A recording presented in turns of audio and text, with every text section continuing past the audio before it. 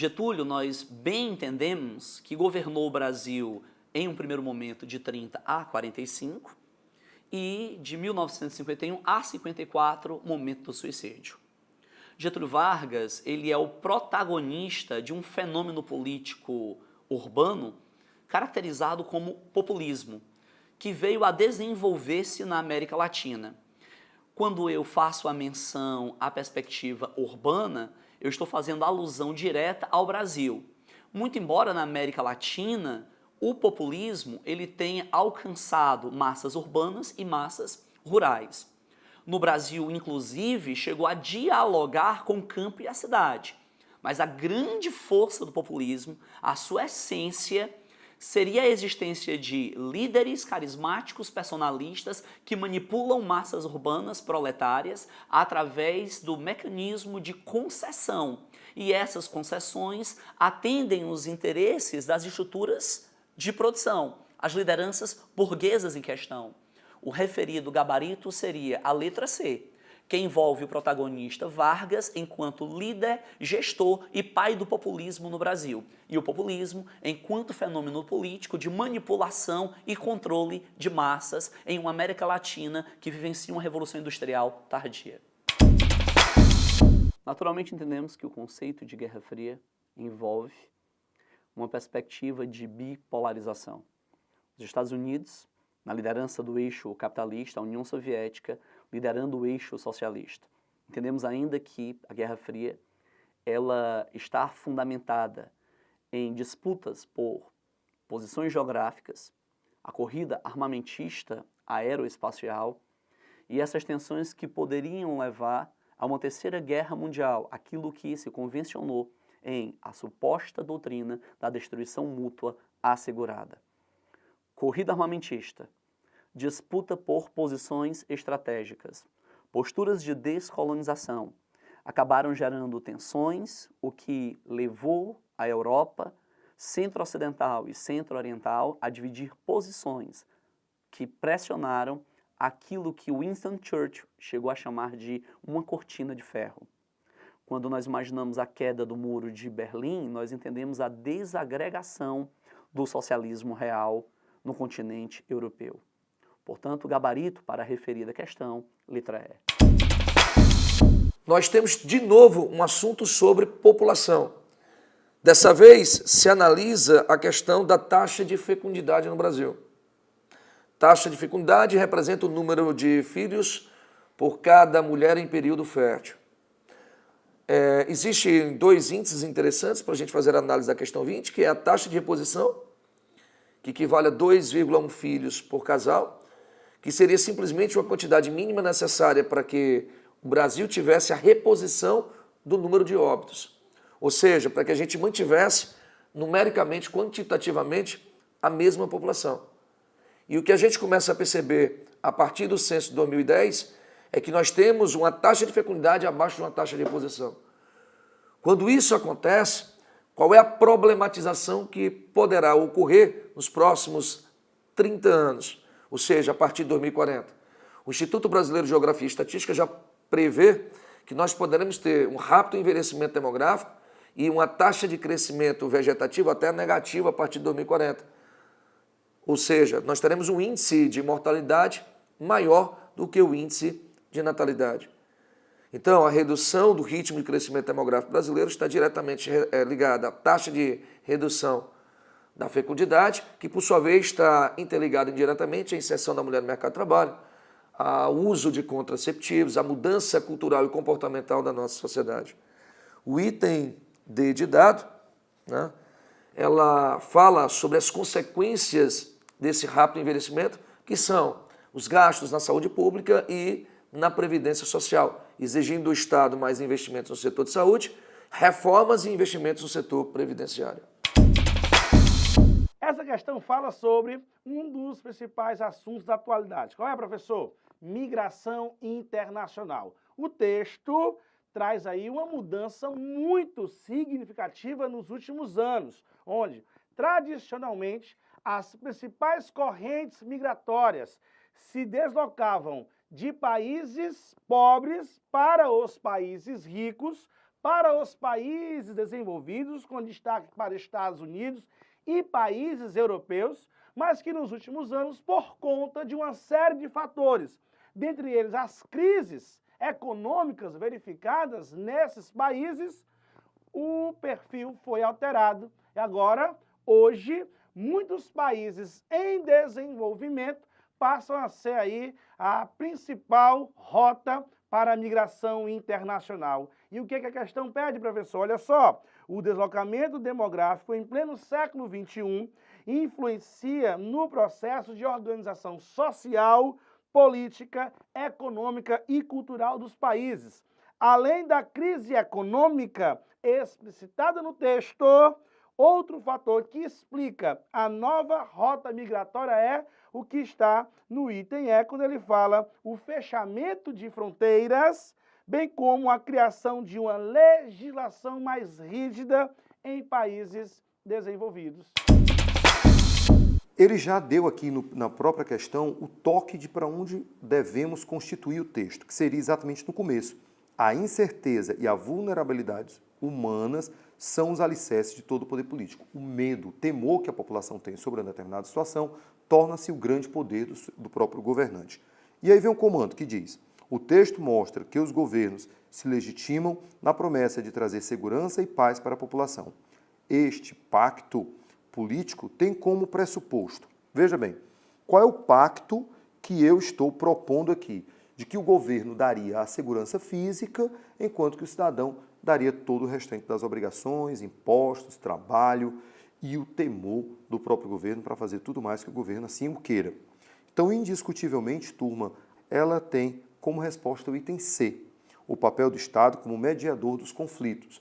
Ele gerencia esse processo entre governo e próprio povo de como deva ser o trabalho dentro do Estado. Um movimento social na transição do século XIX para o século XX, portanto, do Segundo Reinado para a República Velha. Esse fenômeno social nós reconhecemos como cangaço. Antônio Silvino, Lampião, Corisco, Dadá seriam alguns dos representantes desse movimento. O cangaço ele é caracterizado como um movimento banditista, marginal, onde aqueles que são os ditos partícipes constituintes do movimento social, eles utilizam uma equação de força, caracterizada por saques, pilhagem, ações contra fazendas, sítios, a invasão de prefeituras. Portanto, em meio à ação desses miseráveis, poderia se traduzir uma enlação de apoio. As populações mais pobres, ao observar que os seus líderes miseráveis estão agindo contra a estrutura coronelística orientada pelo latifúndio e, ao mesmo tempo, pela miséria social, eles acabam sendo vistos como heróis populares. Portanto, o cangaço é um banditismo social. Ele congrega aqueles que seriam marginalizados pela sociedade. E a ação dos cangaceiros, em meio a uma estrutura de força, de intervenção, de violência e poder, acaba trazendo para os seus líderes um apelo popular de apoio. Portanto, gabarito para a referida questão, letra E. Nós bem sabemos que o processo que levou à formação do Brasil envolve, inevitavelmente, o latifúndio monocultor voltado para o mercado externo. Entendo, portanto, que o Brasil, enquanto colônia de exploração, vivenciará essa experiência de uma micro-Europa nos trópicos, notadamente um micro-reino de Portugal, onde a plataforma produtiva diretamente estaria associada ao plantation. E o produto que envolveu lucros significativos para a metrópole portuguesa, certamente o açúcar. Nós muito bem entendemos que a economia açucareira ela perpassou por séculos, do século XVI ao século XIX, alcançando significativa modernização no século XX.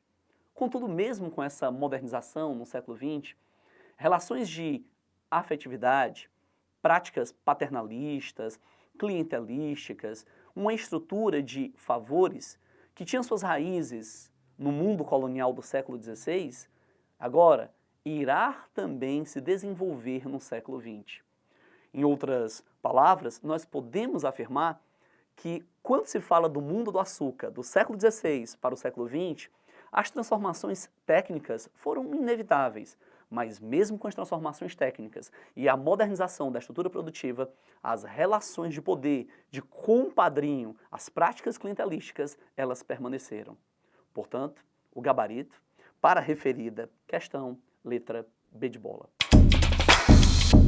A questão é um relato do Correio da Manhã que nos diz o seguinte: irreverentemente começou a chamar-se queremismo toda manifestação de apreço tributada ao presidente Vargas. Surgiu então o slogan "Queremos Getúlio". Foi o bastante. A nação inteira, pela sua maioria incontestável, que é a massa trabalhadora, o homem pobre, o brasileiro desajustado da sorte, o indivíduo simples e desambicioso, pronunciou-se pela candidatura do senhor Getúlio Vargas. A publicação do Jornal Carioca aborda a reflexão sobre o movimento queremista, que tinha como objetivo central reivindicar a permanência de Vargas no poder para a elaboração de uma nova constituinte que daria fim ao Estado Novo. Esse é justamente o item correto, aquele que corresponde à reivindicação do povo. Portanto, o item correto é o item D. Essa questão que a gente vai trabalhar agora, ela versa sobre a luta do homem no campo, questão sobre reforma agrária. O que vem a ser a reforma agrária e o que prima a Constituição de 1988? Então o texto ele vai elucidar exatamente esse primeiro ponto para a gente. Vamos lá. E com o ímpeto combativo de nossos lutadores e sindicalistas, nos empenhamos também na construção da nova Constituinte, aprovada em 88, quando conquistamos, entre outras vitórias, os artigos 184 e 186, que garantem a desapropriação de terras que não cumpram sua função social. A grande função social é produzir, gente. Em 1850, a Lei de Terras já falava sobre isso. As terras que não forem produtivas, que não estejam cumprindo, portanto, uma função social, elas devem ser devolvidas ao Estado. A ideia da terra devoluta. E aqui o que o Estado vai fazer com essa terra? Vai entregar essas terras a quem bem trabalhar essa terra e faça com isso cumprir a função social que é produzir. Então, terras improdutivas serão confiscadas, isso já está lá desde 1850, mas continua permanecendo no artigo 186 da Constituição, segundo o texto, né? Então ele diz, a função social é cumprida quando a propriedade atende simultaneamente critérios e graus de exigência estabelecidos em leis, aos requisitos aproveitamento racional e adequado, utilização adequada dos recursos naturais disponíveis e preservação do meio ambiente. Observância das disposições que regulam as relações de trabalho e a exploração que favoreça. É interessante dizer que o aproveitamento racional é quando a gente faz a exploração da propriedade sem comprometer exatamente o equilíbrio do ecossistema. Daí o uso ser racional. Então se prima por um conservacionismo. Conservar é explorar de forma racional, certo? Diferentemente do item 2, que ele fala em preservar. Porque existem zonas, né, dentro de uma propriedade rural, dependendo de cada região do Brasil, de cada ecossistema, que a gente tem de reserva legal, que não deve ser desmatada nem muito menos alterada, que deve ser de fato aí sim preservada, o preservacionismo que a gente coloca, certo? As observâncias com relação às relações de trabalho, para que não haja escravidão, certo? Que esteja de acordo com as leis trabalhistas no Brasil. E a exploração que favoreça um bem-estar dos proprietários e trabalhadores, a questão social da terra. Perfeito? Bora direto aqui ao item. A desapropriação de terras que não cumpram sua função social segundo a Constituição deve ter o objetivo A, de ampliação da renda e das lutas camponesas, não necessariamente, né? A ampliação da renda não, porque não necessariamente ampliar a renda significa ampliar de forma sustentável, racional a propriedade. B de bola, conceder um uso apropriado e, ao mesmo tempo, uma preservação dos recursos naturais. Evidentemente que o item B de bola contempla a questão, né, da própria lei sobre função social da terra. O item C, uma exploração inadequada, se tornaria absurda. D, aceitação da exploração da mão de obra do pequeno. Exploração da mão de obra, pessoal, falso, porque na própria conjuntura da lei se fala sobre um equilíbrio, onde se possa cumprir as próprias leis trabalhistas, evitando esse tipo de exploração. E a letra E, aproveitamento irracional. Irracional não. A racionalidade, o conservacionismo e o preservacionismo das reservas legais. Portanto, a gabarito da questão é B de bola. Essa questão traz um texto relativo ao governo constitucional de Getúlio Vargas. Vamos dar uma olhadinha? Em maio de 1937, a Ação Integralista Brasileira lançou Plínio Salgado como candidato à eleição presidencial prevista para janeiro do ano seguinte. A eleição, contudo, acabaria não se realizando, em virtude do golpe do Estado Novo, em 10 de novembro de 1937. Plínio Salgado esteve o tempo todo a par das articulações golpistas e lhes deu apoio. O próprio pretexto utilizado por Vargas para golpear a democracia, o Plano Cohen, apresentado como um plano comunista para tomar o poder, não passava de um documento forjado de autoria do então capitão Olímpio Mourão Filho, destacado dirigente integralista. Para a surpresa dos integralistas, porém, em dezembro de 1937, Vargas decretou o fechamento da Ação Integralista Brasileira, juntamente com todas as demais organizações partidárias do país. Quando a gente conversa sobre o golpe do Estado Novo, você tem que perceber uma coisa. A Constituição de 1934, ela determinava liberdade de pensamento. As liberdades individuais, liberdade de associação, liberdade de pensamento. Nessa época surgiram dois grupos, os integralistas e os aliancistas. Os integralistas de caráter nazifascista e os aliancistas de caráter socialista, de caráter comunista. Assim, como havia liberdade de pensamento e de manifestação, havia várias passeatas em todo o Brasil pelos dois grupos. E quando esses grupos acabavam se encontrando, havia um choque, um confronto físico entre esses grupos, gerando um caos social. Dessa forma, se abriu um precedente para que Getúlio Vargas, em nome da ordem, estabelecesse a ditadura. A justificativa? O Plano Cohen. Um plano apresentado no qual seria estabelecido um golpe dos comunistas para derrubar o governo democrático e estabelecer uma ditadura comunista no Brasil. Com o respaldo da sociedade, com o respaldo principalmente dos grupos mais conservadores, Getúlio Vargas, então, fecha o Congresso Nacional, fecha todos os grupos políticos, extingue os partidos políticos e estabelece um governo ditatorial, que vai de 1937 a 1945. Veja que o Estado Novo ele vai se fundamentar numa repressão, uma perseguição aos inimigos do Estado, há um desenvolvimento econômico através da política nacionalista de Vargas e uma baita propaganda. Através do DIP, o Departamento de Imprensa e Propaganda, o Estado controlava os meios de comunicação. Dessa forma, vamos dar uma olhadinha nos itens? A letra E vai dizer manter Getúlio Vargas no poder. Ou seja, o golpe do Estado Novo acabou, então, mantendo Getúlio Vargas no poder, impedindo as eleições que iriam acontecer em 1938 e estabelecendo um regime de 8 anos de ditadura. Dessa forma, então, a letra correta é a letra E. Essa questão traz um texto a respeito do processo abolicionista no Brasil. Vamos dar uma lida? Em meados do século XIX, e ao menos até a crise que resultou na Lei de 1871, o Brasil imperial oferecia ao mundo o curioso espetáculo de um país no qual todos condenavam a escravidão, mas quase ninguém queria dar um passo para viver sem ela. Ora, a questão abolicionista no Brasil ela é muito complexa, porque a economia brasileira, desde a colonização, se fundamentou no sistema plantation. Monocultura, agroexportação, latifúndio e escravidão. Então nós tínhamos aí, desde o século XVI, e já estamos no século XIX, nós temos todo esse período onde no Brasil o trabalho era eminentemente escravo. A coisa era tão séria que brancos pobres preferiam pedir esmola, roubar, se prostituir, que era isso considerado mais digno do que trabalhar na lavoura. A lavoura era um trabalho determinado para os escravos. E dessa forma, acabar com a escravidão era acabar com a economia brasileira. Porém, o Império ele também está envolvido em questões internacionais.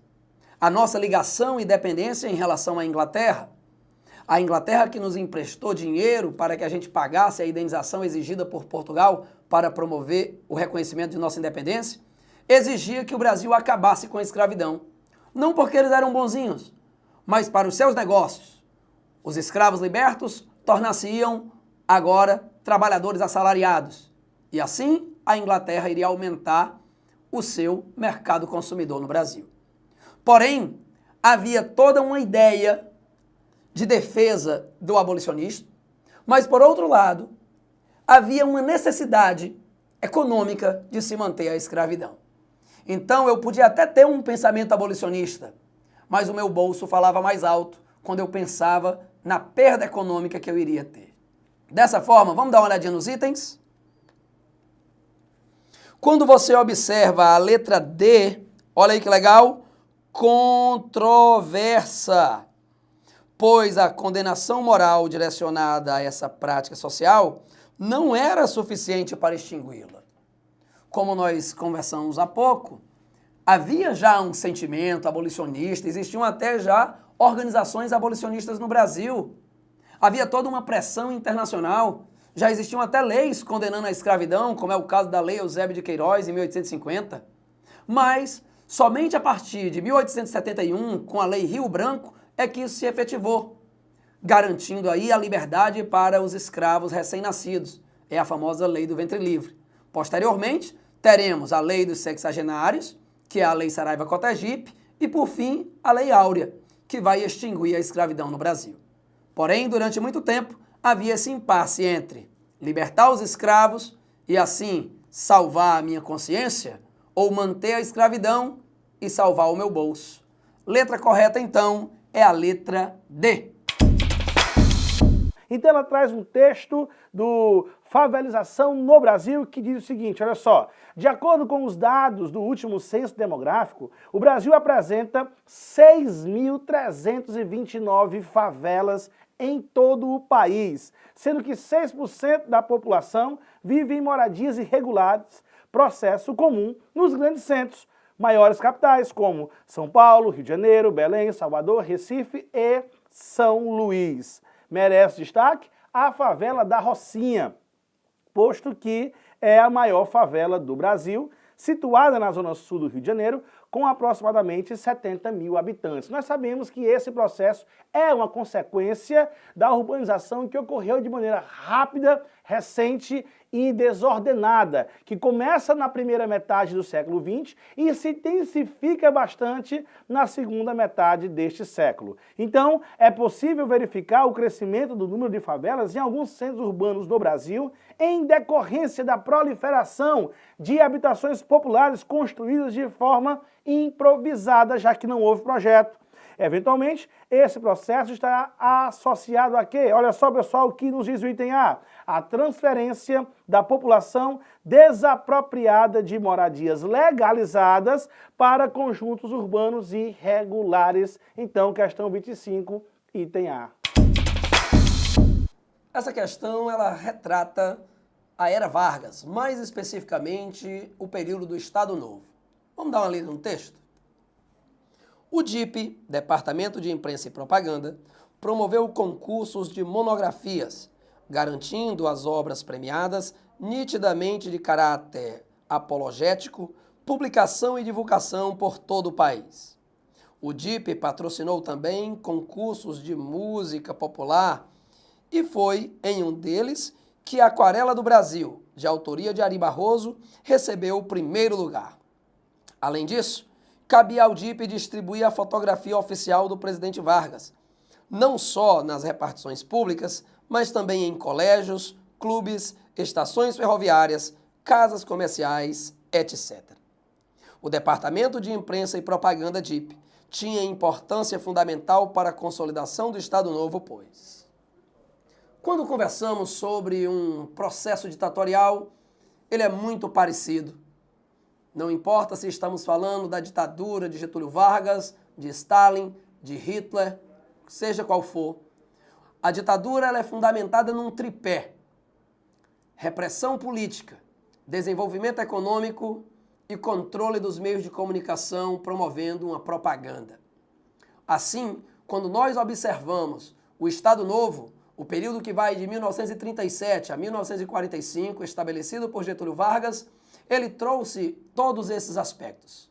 Do ponto de vista político, nós tínhamos uma repressão. Fecharam-se todos os partidos políticos. Acabou a liberdade de pensamento e de organização. Do ponto de vista econômico, nós tivemos um grande desenvolvimento graças a uma política nacionalista. O nacionalismo econômico permitiu o desenvolvimento da indústria nacional, principalmente com a criação de uma indústria de base, fundamentada no capital emprestado dos Estados Unidos e da Alemanha, mas com o controle da nação através do governo. E, por fim, uma propaganda para poder se buscar afinar os meios de comunicação em defesa dos interesses do Estado ditatorial. Foi assim que surgiu o DIP, o Departamento de Imprensa e Propaganda. O DIP tinha como objetivo garantir o controle dos meios de comunicação. E dessa forma, tanto se estabelecia uma propaganda favorável ao governo, como se impedia que fossem publicados artigos em jornais e revistas contrários ao governo de Getúlio Vargas. Então, dessa forma, quando nós observamos os itens, dê uma olhadinha aí, o que vai dizer a letra C, controlava os meios de comunicação em benefício do Estado. Como eu disse, a ditadura se baseia numa repressão, desenvolvimento econômico e controle dos meios de comunicação e propaganda.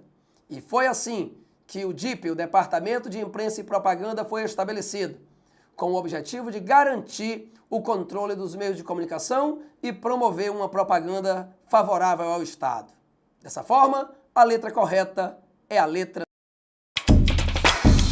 Nobres vestibulandos, a questão traz um texto que vai ser o reflexo de uma grande realidade existente no Centro-Oeste e também na região norte do Brasil. Na verdade, existe em todo o território nacional, mas nessas duas regiões, nas últimas décadas, o processo vem se intensificando, que é a disputa por terras. De um lado, grandes proprietários, grandes latifundiários, estes que também são responsáveis por parte do desenvolvimento econômico do país, já que hoje o Brasil aposta na atividade primária do agronegócio, que vem se expandindo exatamente na região centro-oeste, chegando no norte com a soja e a pecuária, as chamadas fronteiras agrícolas que crescem nessas áreas e que vão proporcionar um conflito com o outro lado, que são os índios. Esses grandes fazendeiros passam, nos últimos anos, a ocupar terras indígenas, gerando aí este conflito que, infelizmente, o governo federal não consegue conter. Portanto, nós vamos marcar o item A, que fala a expansão da fronteira agrícola para o interior do Brasil, que é uma das grandes causas deste conflito, tá bom?